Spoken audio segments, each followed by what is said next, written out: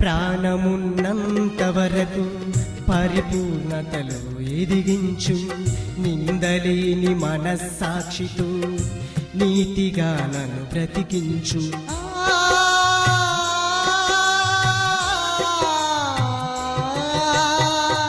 ప్రాణమున్నంత వరకు పరిపూర్ణతలో ఎదిగించు. నిందలేని మనస్సాక్షితో నీతిగా నన్ను బ్రతికించు.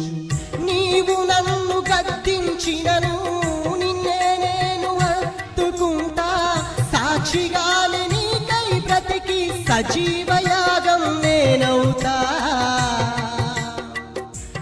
అనంత జ్ఞాని